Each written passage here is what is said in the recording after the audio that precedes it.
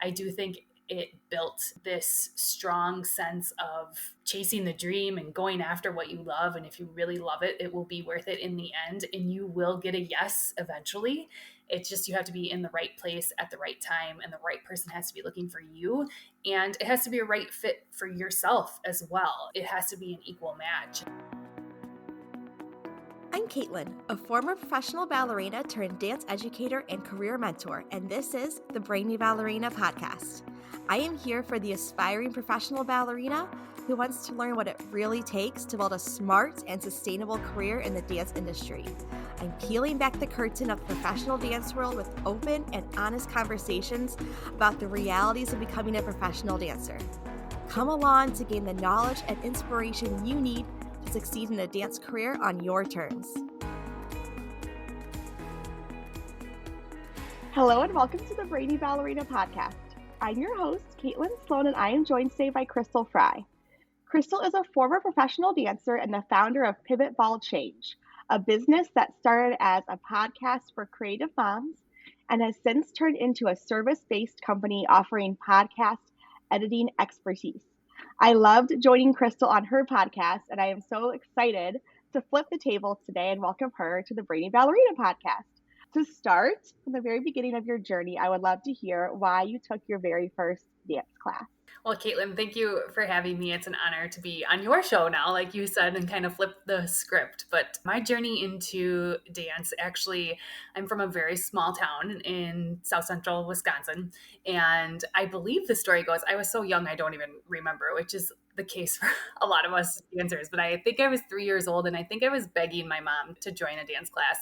And I have two older brothers who are significantly older than me. They're 7 and 8 years older than me. And both of them were jocks, athletes, both played college football. So when it came to me, my parents had no clue. Like, they were never exposed to the world of dance. So luckily I had an aunt who knew a little bit. She knew of this studio in a town over, and she suggested to my mom that she take me there and try a dance class out. So that was my first experience. I was 3 years old. It was the little, half-hour ballet class followed by a half-hour tap class, which is many dancers' introduction to the world of dance. And luckily, though, I always thank that first teacher of mine. I had her for a few years, and she recognized something in me that I didn't recognize at a young age, and my mom didn't recognize either. But she finally pulled us aside and said, I think you've outgrown my studio, which that takes a lot for a teacher to say, to lose a student, to lose some income. And she just said, there's this other ballet school. It's ballet only. It's a little bit further drive. So it was a much bigger commitment from my parents because it was an hour and a half one way in Spring Green, Wisconsin. And it was an instructor, Lillian Wilner, who is still with us today. Thank heavens. She's retired from teaching, but she had this prestigious ballet school. You had to audition, and she only took students that wanted to study ballet seriously. So I started that at age 9. And that's where my love for ballet specifically began, was with her. That's amazing. And then what was your training like growing up past that point? Like I said, I studied with her at her school, and she ended up shutting down her school, but she joined Madison Ballet, which, Caitlin, I know that you teach with Madison Ballet. No? Yeah. She joined Madison Ballet as their ballet mistress. And so she invited her students that she had at this school to come join her at Madison Ballet. And all of us had to audition for the school at that time. So I joined Madison Ballet at age 12 and continued to study dance and ballet very rigorously. At about age 12, I did start to branch out into other forms of dance as well. I studied jazz and tap, musical theater. When I was about a junior in high school, hip hop came into the scenes, which I know now hip hop is like what all the youngins want to do, right? But it wasn't a thing. Like when we were students, Caitlin, I think we're similar ages, but you could not take a hip hop class at any studio. So I did have a very little bit when I was a junior or senior. So I was taking probably anywhere from 3 to 4 ballet classes a week, and then 1 to 2 other dance style classes a week. From age 12, I would attend summer intensives, which a lot of ballet dancers do. I started out going to one that wasn't too far from home in Wausau, Wisconsin. So that was just a couple hours away. But at age 12, for 6 weeks, I left the home. And now as a mom myself, and I'm sure, Caitlin, you can relate to this too. I think about letting my babies leave at age 12 to I know, no way. I know. It's like, I don't know how my parents did it, but I I absolutely loved it. I matured so much at those summer camps. I spent a summer at Ballet Chicago, a summer at ABT in Michigan. And it's just those experiences, I think back, like you are forced to grow up and you're Yeah. forced to figure things out. And I think your training too, it's just so versatile because you're getting something different than what your home studios give you. And you're able to bring that back too. So you're trained and you're improving, but you're also bringing those elements back to your home studio and sharing it with the other students that are your age as well. That's so true. What year did you go to ABT in Michigan? Because I was there a few years, probably Oh, around the same time. I remember we would have to go to Chicago to audition because, and I Yes. think it's still like that. You know, you have to go to the bigger cities to audition. So I auditioned in Chicago, and of course, I wanted to go to the New York one. I don't know if you remember, you had to like rank your choices, Yes. and my last choice was like Detroit, Michigan. And that's the one that I got into. Which, looking back in hindsight, I should be very, very thankful. But I think I was 15, so maybe like 2002 or 2003. That's like the exact same time that I was there. Really? Yes, it'd be so funny if we were there That would be, together. Because yeah. I went there 2 summers growing up, and I'm from that area, but it was Huh. like, yeah, the exact same time, so Oh, so funny. small, Yeah. small world. Yes. You went through all this very intense training, and then what was your transition to a professional career like? Yeah, I was really blessed. I started dancing professionally at age 17. So I was still living at home. I was still in high school. I did have the opportunity to go a non-traditional route. Madison Ballet started a professional school when I was a senior in high school. And so there was a lot of talk. A lot of my instructors wanted me to like graduate early and just study dance. And it's such a push and pull for a lot of us dancers is, do you go the traditional route? Like I had great friendships at my high school. That was really important to me, but so was dance. I wanted to pursue it as a professional. And so finally, I ultimately made the decision to finish the traditional high school career at my local high school and just study after school. But Madison had a professional jazz dance company at the time called Jazzworks. And one of my instructors was the leader of that company. And she asked me to join the company professionally at age 17. So that kind of gave me a little bit of a taste of what the professional world would look like. You know, I was rehearsing weeknights until 10 p.m. and I lived an hour away. I would get home at 11 p.m. and then have homework to do, would be in bed by midnight, up at 6, go to school all day. You know, a lot of us are used to that kind of rigorous schedule, but it just taught me what the professional world really looked like. And it also gave me more drive to be like, okay, this is really what I want to do. This is really what I love to do. So it was a perfect fit in the sense where we didn't get paid much. I think we got paid like $50 a performance and we did a few performances a year. But at age 17, like that's a big deal, especially if Yes. that's your goal. I was around a lot older dancers. They were a great example for me. They had stories to share. I could learn from them. They really exposed me to, and I think, Caitlin, you do a great job of this, of do you want to go a college route and pursue dance as an education base, or do you want to go the professional route? And here are some options. Because as I was alluding to earlier in the conversation, my parents didn't have a lot of background or knowledge. And so they didn't really know what to do with me. They were my biggest supporters, don't get me wrong, and they still are. And Caitlin, I know you and I talk about how our moms are always like our number one fans. So Yes. I feel very blessed with that. But they couldn't necessarily give me advice or tell me what to do. So I was very, very thankful for those relationships that I developed with the more mature dancers in that first company, Jazzworks, that I joined, and for their advice and their leadership and their kind of paving the way for me and exposing me to different opportunities that I could take advantage of. And then from that company, what was your next step in the professional world? After that, this opportunity kind of landed in my lap. There was a dinner theater opening in Wisconsin Dells, Wisconsin. They had been open for 6 months, and one of the singer dancers ended up quitting early and ending her contract early. So they were looking for somebody to fill immediately. And the director and choreographer, again, small world. I had taken jazz classes from him when I was studying ballet rigorously. He was a guest artist that they had brought in from New York, and and he had recognized all this potential in me, and he remembered me from 6 years earlier, and he reached out and just said, "Hey, are you still in the area? Would you come and audition?" And so I had to take the opportunity. As all of us dancers know, you always have to be ready, and you always have to say yes to every opportunity because you never know where it's going to lead to. So I remember I had no singing background at all whatsoever. I had been to different camps, like acting camps as a young kid, and all of my instructors would say, you have to be a triple threat. You have to be a triple threat. We hear that word so much in the dance world. You have to be able to sing, dance, and act or play an instrument. I was scared to death. I took choir in high school, but that was the extent of my singing. And I had to go and I had to sing. We had mic packs and there was a pianist and she just started playing something. I couldn't even read music. It was all by sound of what I could do. And the shows were so rigorous in choreography and tap. I hadn't taken tap in so long and it was just so intimidating. And I was in tears. I didn't think that I could do it, but he was like, oh, you're fine. You're great. I had to fit into costumes, which is another thing that us dancers, like I didn't have a traditional ballerina's body by any means. And so I was trying to fit into these costumes that didn't fit. And so that's like a whole nother thing that when you're on stage, you want to feel comfortable to be able to perform your best. So anyways, I got through that whole training experience and landed that contract. And it was a really long contract. It was a year-long contract and it was close to home. It was only about 20 minutes away from my parents. So again, I think that was the perfect storm for me to be able to get into the professional world. I had a really long contract. I became really comfortable. I knew the director and choreographer already.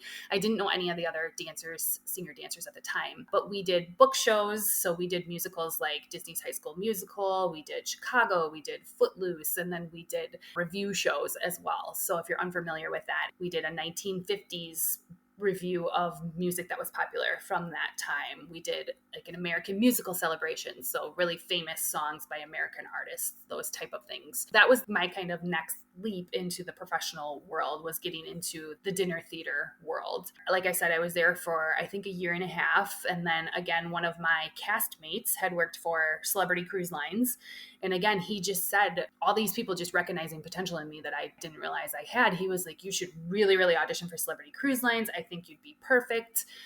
I have an in just put together back in our day, Caitlin. I don't know if you did this, but we had like the DVDs that you would put Yes. together and then you would like mail it in the mail. It's so different now.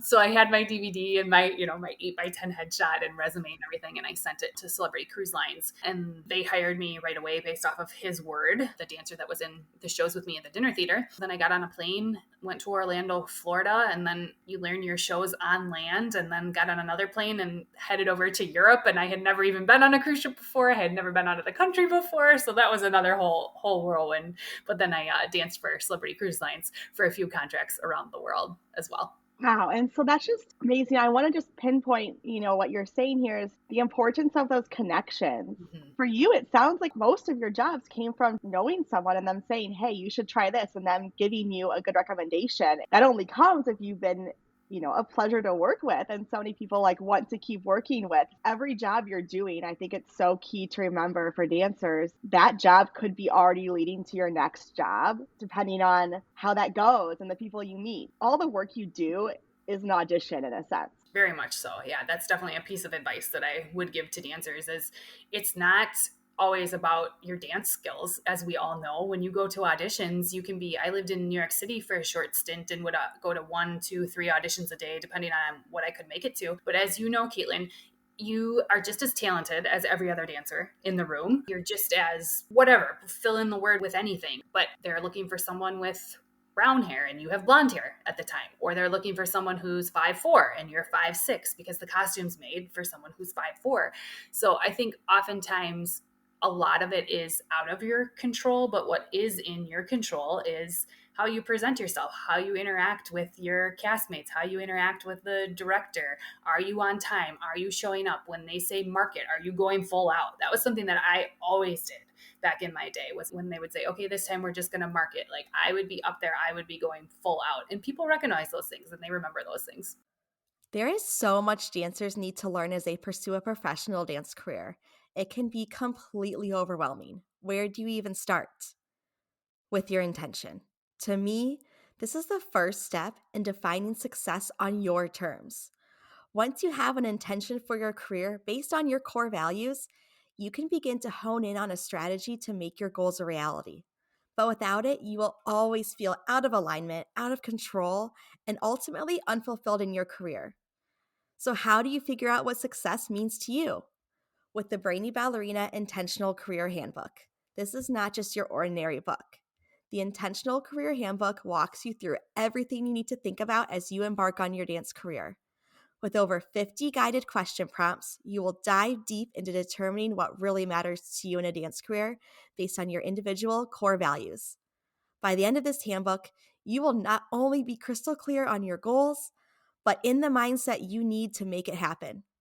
Tap the link in the show notes to download your copy today and start pursuing your dance career with intention.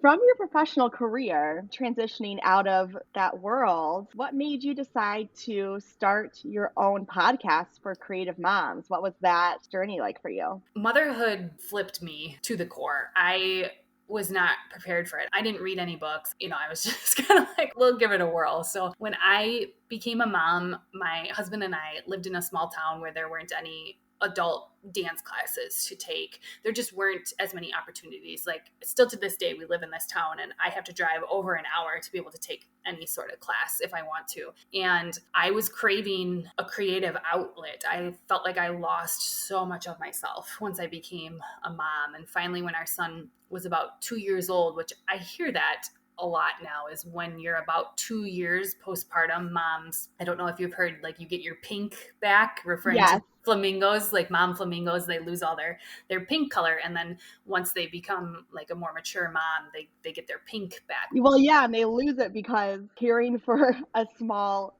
child, whether it's a flamingo or a human, is so hard that it takes every ounce of your energy that you don't even have energy to, like, for a flamingo to generate pink feathers, right? Right, exactly. It's so intense. I relate to that so much. So when our oldest son, when he was about 2 years old, I finally felt like I was getting my creative self back. Like, I had gotten my physical self back. I had recovered from labor and delivery. I had gotten my mental health back. That was something that I really struggled with postpartum and didn't even know it. I think we don't really realize how much we're struggling when you're in it. But then I was craving a creative outlet and I couldn't figure out what to do. So I started doing some research. I started reading some books, and I came across this book called Be by Jessica Swig, I believe is how you pronounce her last name. But it was a really great book, and I recommend it to anybody who's just kind of trying to figure out, like, what's the next right step for me. There's reading, but then there's worksheets that you can fill out along the way. And I'm such like a pen and paper type of person, and that's how my brain generates things. That's actually how I memorized choreography. Was I would have to go home and I would have to write it down over and over and over again to be able to memorize it. Anyway, this book, it kind of led me to, okay, what do I love to do? What does the world need more of? And then what can I get paid for what I'm good at? So that's kind of the concept that it walks you through. And I was a huge fan of podcasts. I listened to a lot of podcasts, and I just thought, why don't I start my own podcast? I can invite moms on. It'll give me a sense of connection. It can be a creative outlet for me. And that's exactly what it was. I loved every aspect of it. I loved reaching out to guests and having conversations and writing the questions with them and just speaking with them too. I think in motherhood, we lose so much connection because we just feel like we're trapped at home with this baby and you can't go anywhere and you can't do anything because it's, they eat and then they have to nap and then you have like an hour of wake time. Well, and we became moms during COVID. Yes. Too, so it was exacerbated for us. I mean, you truly couldn't go anywhere. Right. Both of our oldest were born right. Mine was born right before COVID in December of 2019. Same, yeah. My maternity leave, I was supposed to return back to work and then couldn't. Again, in hindsight, it was just like, wow, we were in the thick of it and had no idea because we were first-time moms. So my podcast was just this life source for me, honestly. Like, it gave me so much energy. It was my own thing that I had that was just for me. And I think as moms, that's a huge thing, is all of a sudden you don't have anything that's just for you. And so you really have to find that. And that's what the podcast was for me. That was what led me to start this podcast too, was wanting more of that connection and just feeling like so connected to the dance world in some ways still, but feeling a little bit disconnected in other ways, because a lot of what I do is sitting in my basement, talking to my clients on Zoom, which is really fulfilling and brings me a lot of joy. And I love helping them and working with them. But I also felt like I need to talk to other people in the dance world to be able to help them more, to make sure I'm still learning what's happening now. And because it's like, if you're not really in it as much, you can't give as good of advice or have as many connections to help people. And so I really resonate with that feeling of just wanting to like talk to people and and have a human connection with someone and hear stories and feel like, okay, I'm not alone in what I've gone through. Other people are going through it too. And when my first turned two as well, I felt like I had the energy all of a sudden Hmm. to get back to things that were fulfilling to me, but I didn't know what that was. Because, Right. like you said, you're just so in it. It's like you wake up from a dream and you're like, oh my gosh, that past 2 years was a blur. Yes. So I'm curious for any dancers, and I would love to hear this too in terms of my podcast or my work, and for anybody who's like, maybe this would be a good creative outlet for me starting a podcast. What do you wish that you had known before you launched your podcast? Oh, so much. I learned so much just from doing it. And I think that's what you have to do. If you're debating starting a podcast or not, my biggest piece of advice is just hit record. There's so many free resources out there. First of all, there's YouTube videos, there's podcasts that you can listen to on how to start a podcast. I have a free download that literally tells you exactly what to do. It's a 7-step. This is the recording platform I recommend. This is the hosting platform I recommend. It would have saved me hours and hours of research. And I just wish something like that would have existed when I started. Someone just telling me, like, this is exactly what to do. Like, this is the microphone you need, press play, hit record, this is the cover art you need, etc. And another thing I think is, I will say podcasting is easy in the sense where, yes, anyone can do it. It's just whether or not you're willing to put the work in, because starting a podcast and launching a podcast is the exciting thing, right? We all want to start our own podcast. We all want to launch. It's really exciting. Everyone's your number one fan at first. You get all these downloads, and then what? I usually see this drop off with my clients around like episode number 20-ish. They run out of guests, they run out of ideas, life happens, kids get sick. I work with all moms who host their own podcast, and I produce their podcasts for them. And so one thing that I wish I would have known is the level of work that it takes to stay consistent.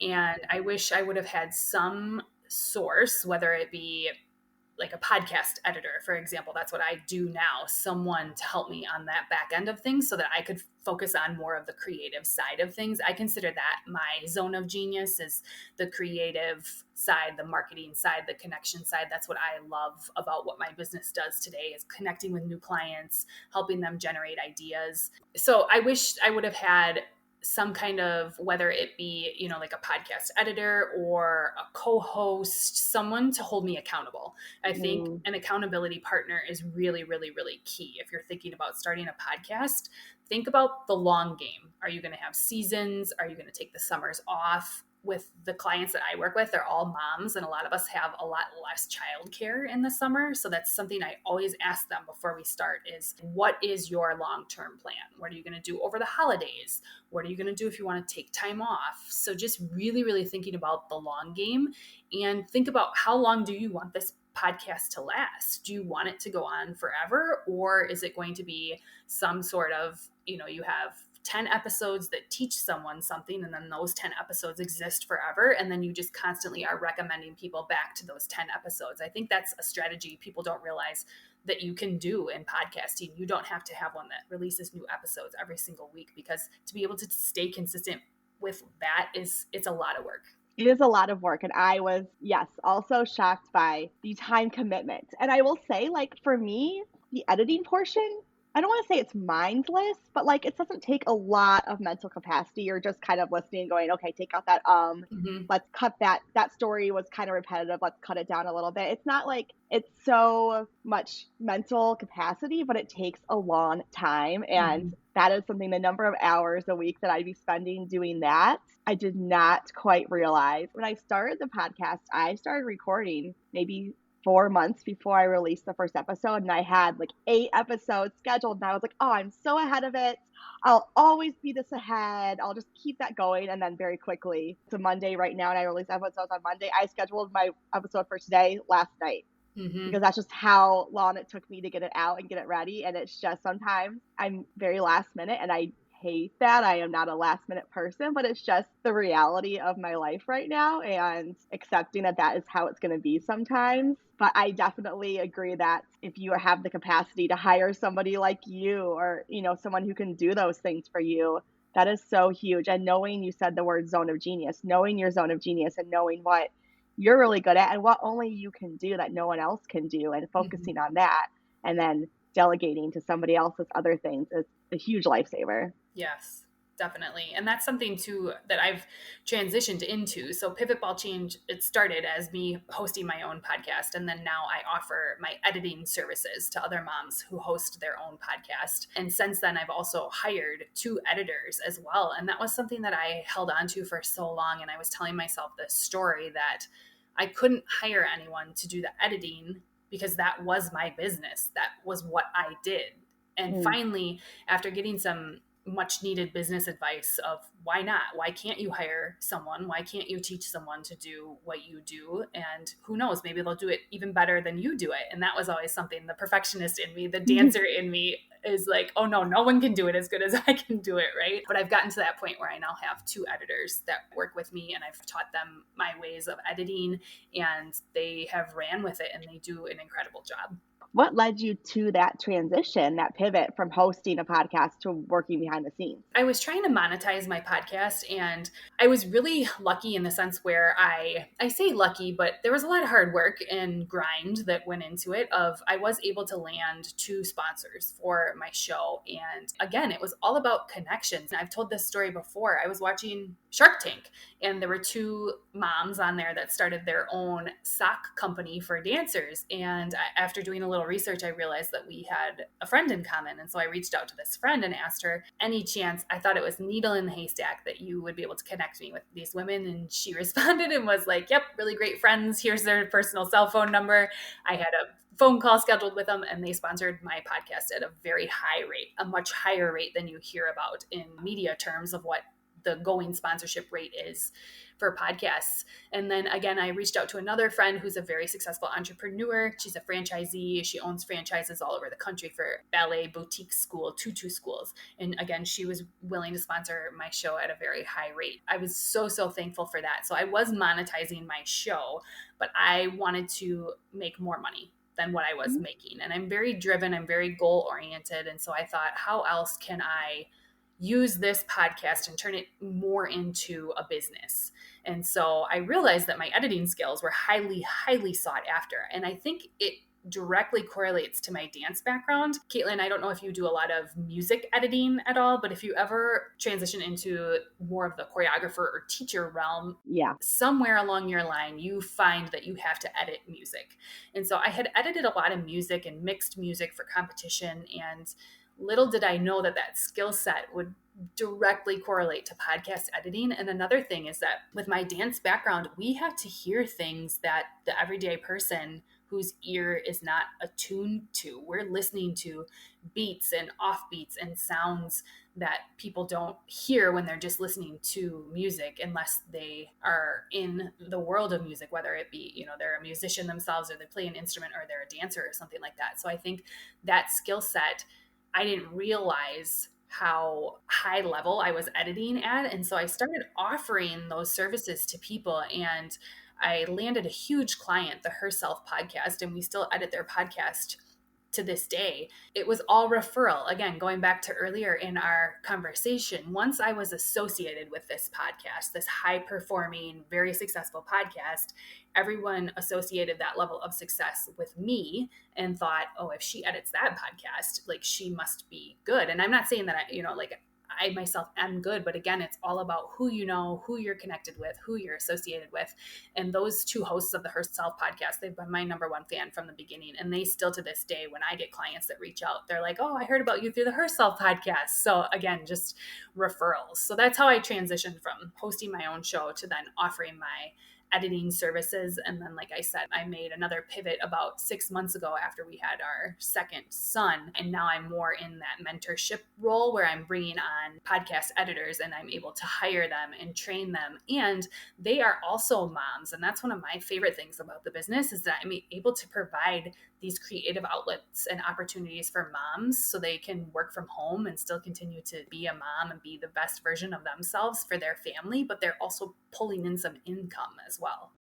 Let's quickly pause this episode so I can share with you one of my favorite snacks that I have been loving lately. As a busy dancer, educator, and mom, I am always looking for a snack that I can throw into my dance bag that will be quick, convenient, and provide lasting energy. That's why I was so excited to find Aloha protein bars. Aloha bars give me everything I need.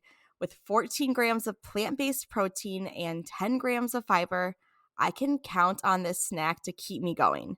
Plus, they are delicious. My favorite flavors are the coconut chocolate almond and the lemon cashew. But honestly, you cannot go wrong. These products are vegan, gluten-free, and certified organic. And the best news is you can get 20% off your first order with code BrainyBallerina. Head to the show notes and click the link to try Aloha protein bars for yourself today. I want to go back to talking about the monetization.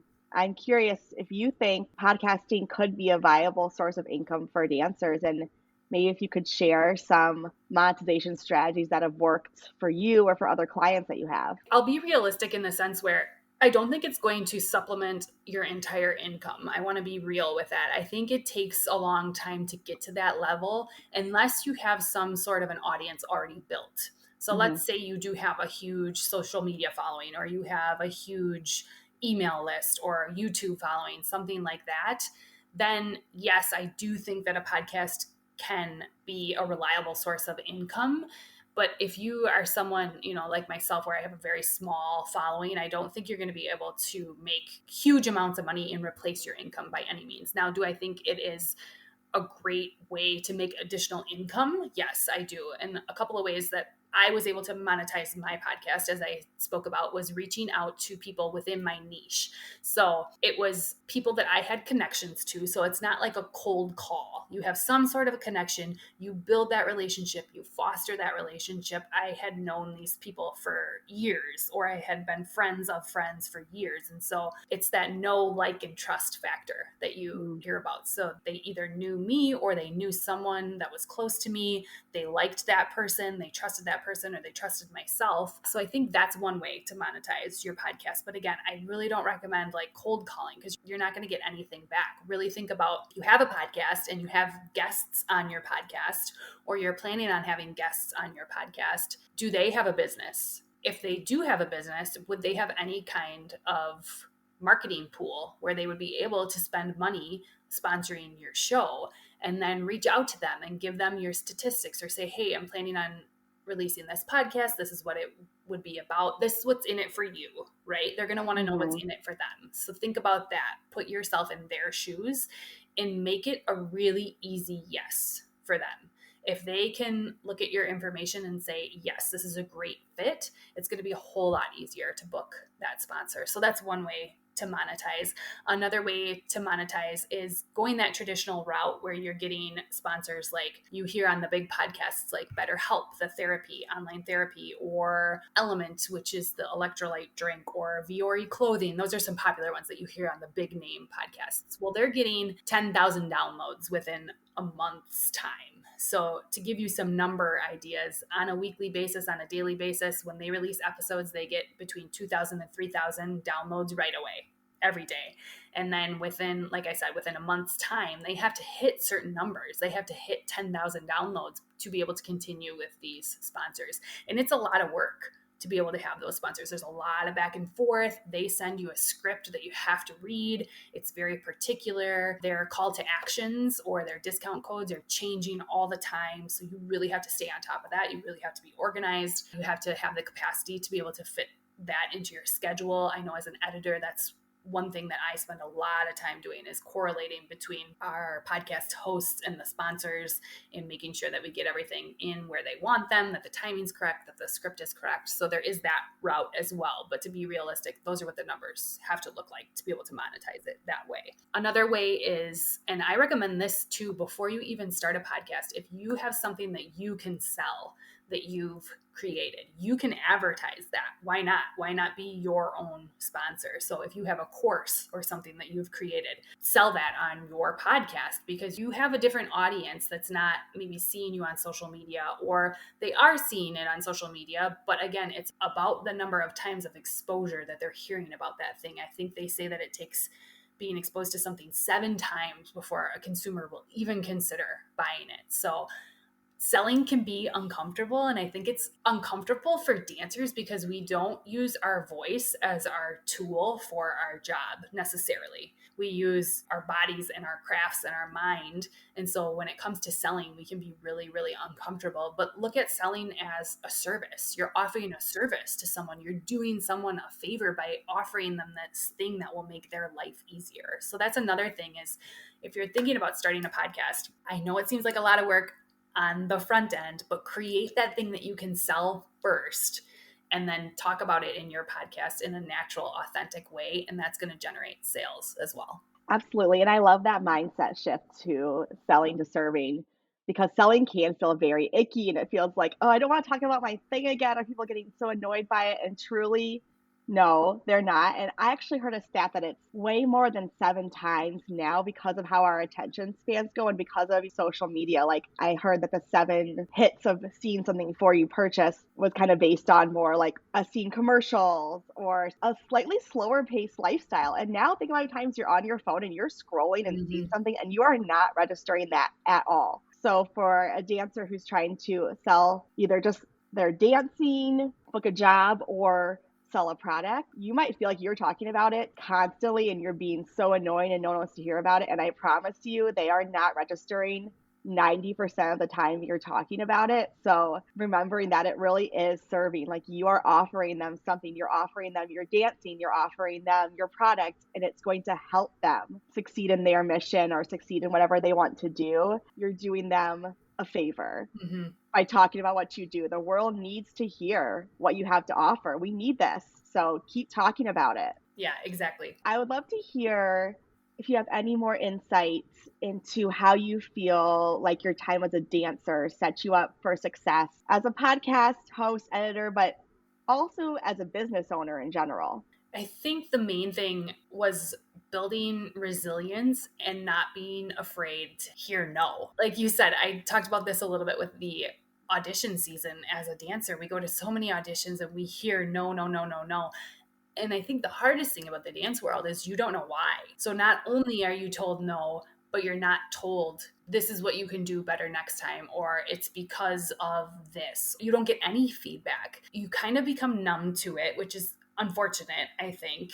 And maybe in this day and age, it's better. But when I was auditioning, it was just like a flat out no, and you left the room and you never heard anything again. Although that was very, very hard and very defeating to hear back in my day as a dancer, I do think it built this strong sense of chasing the dream and going after what you love. And if you really love it, it will be worth it in the end. And you will get a yes eventually.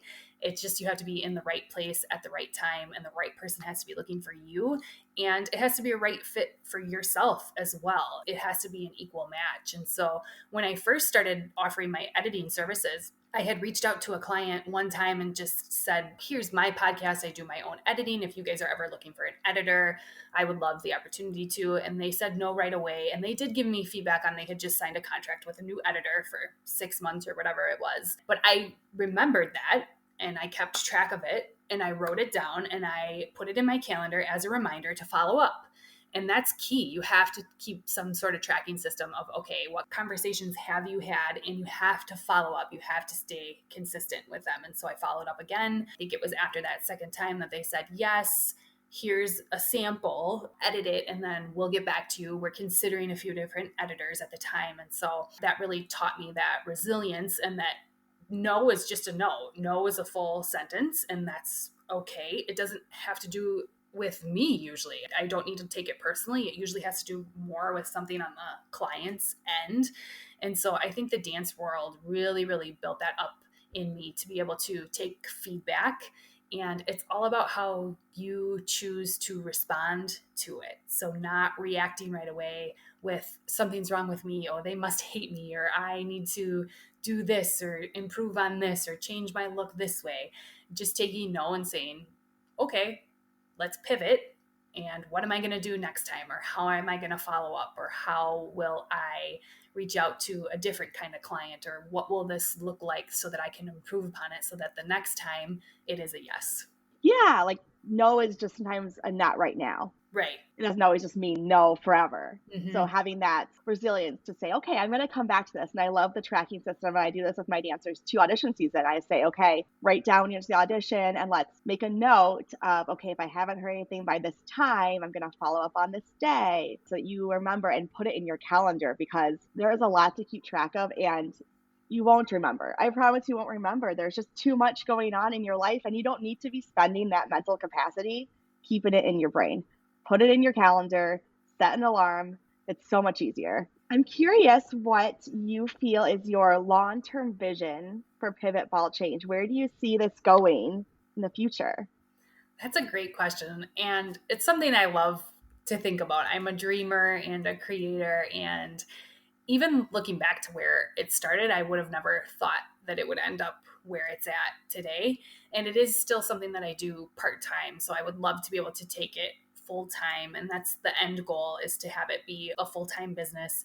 And like I said, the latest pivots that I've made two hires, and I would love to be able to get them full time work. Both of them are working part time right now. So I would love to get to the point where I step almost fully into that CEO role where I am just checking in and I'm able to create these opportunities like I talked about earlier for moms, where right now both of my hires are editors, so they're editing podcasts. But right now what I do is I do the marketing side of things, where I'm meeting with clients, I'm booking with clients, trying to get new clients, and then I do all of their onboarding and I do their launching of their podcast if they're releasing a new podcast. So eventually someday I would love to be able to get my two team members to be able to do that part of it as well, to train them to be able to do the launch, to be able to do the initial meetings with these clients, booking, so that again I'm stepping back and looking at it from a lens of how can I create more opportunities and create more jobs for moms that can stay at home and have some sort of source of income where they feel like they're contributing to their family and they're doing something for themselves outside of motherhood. Another big dream and vision that's been on my mind for a long time is I would love to host an in-person podcast event in the Madison, Wisconsin area. There are events like this all over the country, but nothing in Wisconsin. I went to one event earlier this winter where it was podcasting. It's a marketing association in Madison, Wisconsin, and they had put on this event, but it was the first one of its kind that was podcasting specific. And I just think podcasting is all online. And we had talked about earlier, Caitlin, that it's so much about connection, but there's no way to connect with these people in person. That's a dream that I'm working on. And I would love to be able to have an event where I bring all my clients together, I bring in all of our listeners together, and we can learn from each other. It's a go-to resource where if people have podcasting questions, it can be this annual event that people can get tickets to and be able to learn the ins and outs and the changes, because the podcasting world is constantly changing. So that's a dream that I'm working on right now, kind of behind the scenes, that I would love to be able to launch. And like I said, have it be an annual event where we get together and connect all about the podcasting world and have that place in Wisconsin that people can go to. Well, I love that. Sign me up. I'm so in. As a fellow mom, how do you feel like you are managing all the things? Because just this morning, I was saying to my husband, I'm a little overwhelmed. I think I put too much on my plate. You said earlier, you have to always say yes to everything. As a dancer, you have that. And I feel that right now of wanting to say yes to a lot of things because I'm really excited about them. And I think they're all really cool and fun. And I want to do all of them. And then realizing maybe I've said yes to too many things.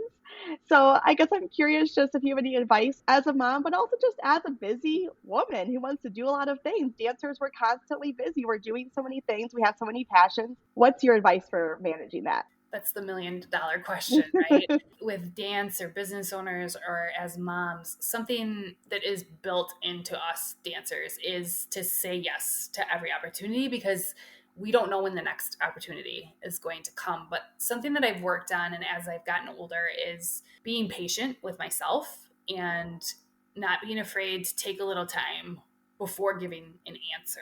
That's been really key, is that I used to rush and just respond. And I would hear about something like you said, Caitlin, I totally relate to that. Yes, sounds great. Sign me up. Well, then I go back and think about what the reality of that would actually look like, as far as, am I going to have childcare, or do I have margins in my schedule? That's something that I've gotten better at, is when you have kids, you have to have margins in your schedule because things come up, they're sick all the time, daycare gets closed. If it's not one thing, it's the next thing. So making sure that you have some margins in your schedule and being patient with yourself and understanding that people don't need an answer right away. So even if they are requesting an answer and they need it in a timely fashion, saying, thank you so much for thinking about me. I would love to consider this opportunity. Is there any way that I can get back to you by, and then give them a date. And really give yourself, I say almost like a week's time, because over a week you can figure out the logistics. If you do say yes, what logistics need to be in place to be able to say yes, or is it just not going to work at this time? And we had talked about that earlier in the conversation. Maybe if you have to say no this time, letting them know why and saying, would you consider me in the future? Or at this time, it would be a better time in my life that I might be able to take advantage of that opportunity. So as a mom and as a busy woman, I don't think there is any right or wrong answers. There will be ebbs and flows throughout your life where you can take more on and you can have more capacity. And I've learned that throughout my last 4 years of entrepreneurship, is that at certain times my plate is so full that I've wanted to just drop it and let it crash to the ground into a million different pieces. And instead of that, what can I take off my plate and set down for the time being? And the most beautiful thing about entrepreneurship is that your business will always be there for you because you built it. So whenever you're ready, you can pick it back up and you can scale it forward or you can scale it backwards, however you need to, because it's your thing. You created it. It's your baby. And that's what's so beautiful about having your own business and being an entrepreneur. Okay, well, I needed to hear that for sure. That helped me today. And it's so true. Like, saying yes to something is saying no to something else. And that's something I'm really trying to remind myself of. Every time I do take an opportunity, that does change my capacity to do the other things that I want to do. And realizing that, yes, you can say no to something right now, and it doesn't mean that door is closed forever. And there is that fear that can kind of sneak in there and make you feel like you're never going to get another chance. But as we both experience, if it's meant to be, it will come back around. Last question I have for you. What advice would you give to aspiring dancers who are pursuing a professional career? The advice I would give is to not give up. The thing about the dance world is that most of your work will be contracted work. So you will have a hard start date and a hard stop date. And those in-between times can feel really, really frustrating because you have to go back to the drawing board, you have to audition again, and you don't know where your next work is going to come. And that can be really scary. So having something for the in-between, and this is something that I wish I would have been more okay with when I was performing. I always thought that I had to have a book schedule. As soon as one contract ended, I wanted my next one already lined up and the one after that. And I think I learned over time that it was okay to take breaks, train during the off season so that you are ready when the next opportunity does arise. Always be ready. So always be training no matter what you're doing. If you're in your off season and you're working a retail job or you're working as a waitress, that's okay. That doesn't say anything less about yourself, right? You're making ends meet as an artist, and sometimes that's what you have to do. Don't ever look down upon those things because who knows what will become of that opportunity. I think a lot of times you meet people who are also working in the business of dance at those jobs. And again, going back, they might have some sort of connection that you wouldn't have even dreamed about. So if you love it enough and you stay consistent and you follow up and you bring your best self forth for these jobs, continue with it, follow your dreams, ask for help when you need help, have conversations with those that have paved the way before you. And people love to share their knowledge. And so let them share their knowledge with you and let them be a resource to help you, reminding yourself of that in the times where it seems like you're out of work and you're never going to get your next job. It's out there, it's coming. You just have to be patient and know that it'll be there for you when you're ready and when they're ready. Yes, amazing. If anyone listening wants to learn more about you or your business, where can we find you? I am most active over on Instagram, and my handle is @pivotballchange, or my website, which is pivotballchange.com. Okay, perfect. Thank you so much, Krystle. This was a great conversation. I really loved getting to connect with you. Thank you, Caitlin. Thank you for tuning in to the Brainy Ballerina podcast. If you found this episode insightful, entertaining, or maybe a bit of both, I would so appreciate you taking a moment to leave a rating and hit subscribe. By subscribing, you'll never miss an episode, and you'll join our community of dancers passionate about building a smart and sustainable career in the dance industry. Plus, your ratings help others discover the show too. I'll be back with a new episode next week. In the meantime, be sure to follow along on Instagram at The Brainy Ballerina for your daily dose of dance career guidance.